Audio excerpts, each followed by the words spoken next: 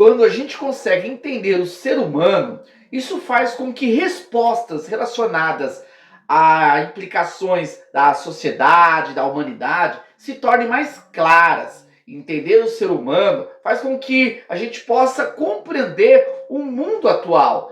Por isso que ao longo da história, pensadores, filósofos, sociólogos, psicólogos, religiosos discutiram sobre a origem da humanidade e cada um desenvolveu a sua teoria.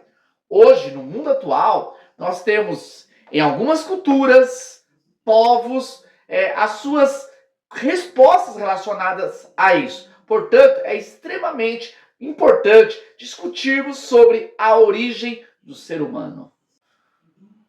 Porém, fugindo do relativismo, nós entendemos que existe uma posição correta, a verdade absoluta. Verdade essa que tem sido preservada ao longo da história por meio da sua lógica e também da sua fundamentação, da sua argumentação. Portanto, no final desse vídeo nós vamos trabalhar a teoria, a posição correta sobre a origem do ser humano.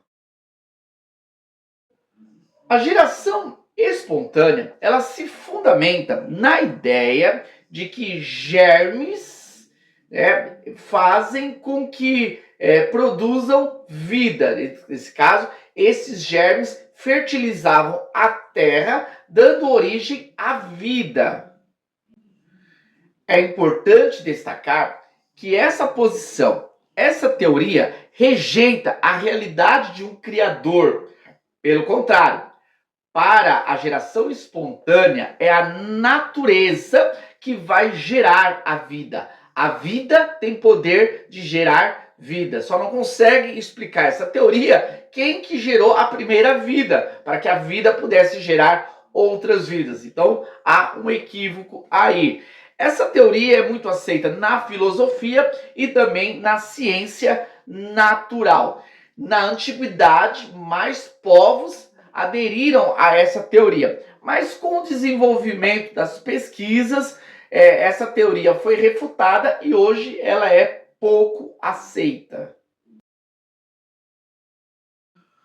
O evolucionismo, que é uma teoria que se desenvolveu na modernidade, ela se fundamenta-se em dois importantes momentos. Nós temos um primeiro momento com o conhecido biólogo, né? O primeiro momento se deu com o naturalista francês Jean-Baptiste de Lamarck.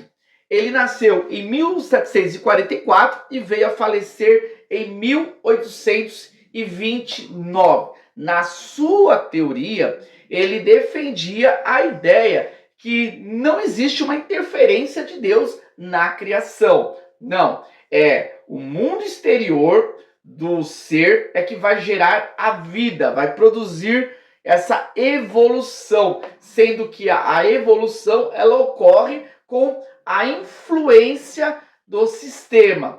Então, os seres eles vão evoluindo, com a sua morte vai gerando outros seres num processo de evolução. Daí, nós vamos ter a evolução ao ponto de chegar à criação da humanidade, segundo a teoria do evolucionismo.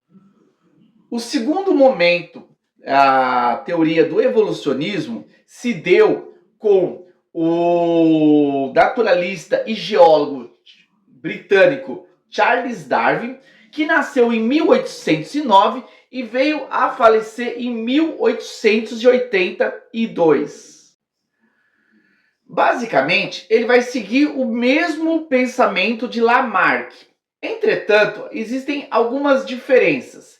Diferente de Lamarck, que entendia que a evolução ocorria após a morte, para o geólogo Charles Darwin, a evolução acontece na própria vida, sendo que essa evolução não é instantânea, não, mas ela é gradual. Ao longo da vida, em pequenos momentos, a essa evolução, gerando com o tempo, né, o processo evolutivo que deu origem ao ser humano.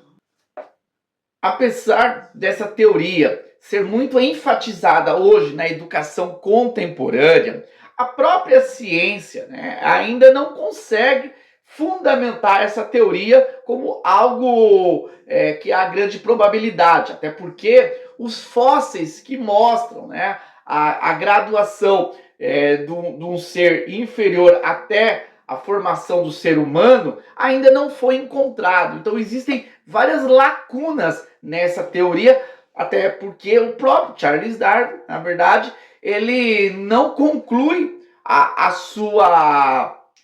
sua teoria, até porque ele estava prestes à morte, e aí ele vai escrever, né, o seu livro, que vai se tornar o livro que vai dar base a essa teoria, a origem da vida. Ele vai, na verdade, acelerar o processo, mas ele próprio não responde muitas indagações. Se as teorias científicas elas partem da capacidade humana de tentar entender a origem do universo, no conceito bíblico nós temos na mente de Deus, afinal, nós temos na mente do Criador a resposta para essa indagação. É nas escrituras sagradas que nós vamos entender sobre a origem do ser humano, não somente sobre a origem do ser humano, mas a origem também do mundo. Afinal, em Gênesis nós temos uma narrativa muito clara da criação, e também discorrendo por outros textos das escrituras, nós temos aí uma alusão, né, muito forte, muito clara sobre a criação proveniente de Deus.